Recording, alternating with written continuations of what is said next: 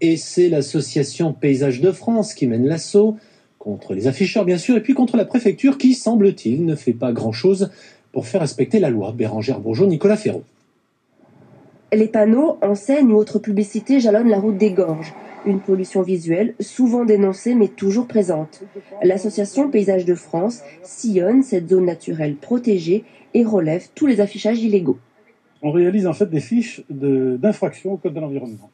Puisque l'association Paysages de France est agréée Code de l'environnement et ministère de la Justice, ces fiches sont très précises, situent absolument l'infraction, citent le Code de l'environnement qui est en cause, et tout ça est envoyé à monsieur le préfet.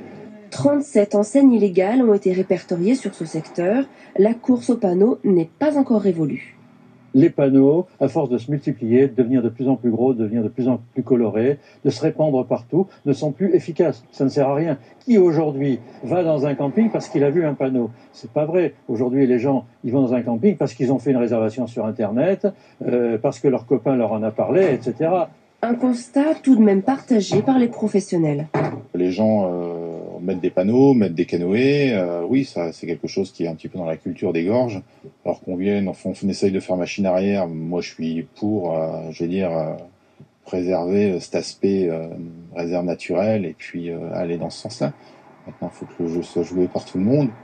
Et pour qu'en matière d'enseigne, tout le monde soit logé à la même enseigne, les pouvoirs publics travaillent à améliorer et harmoniser l'affichage. On a déjà enlevé plus de 10% des panneaux quand même. Malgré tout, il y en a encore beaucoup. Maintenant, on va s'attaquer sur la pré-signalisation, c'est-à-dire tous les panneaux qui indiquent, par exemple, un restaurant à 300 mètres ou une station-service à 500 mètres. Donc ces panneaux, normalement, en fin d'année, ils devront être enlevés. On a encore une trentaine de dossiers qui sont à l'instruction et qui vont faire l'objet de mesures aussi de mise en demeure des propriétaires de ces panneaux. Et puis, il y a une vingtaine de panneaux pour lesquels nous estimons qu'elles sont conformes à la réglementation.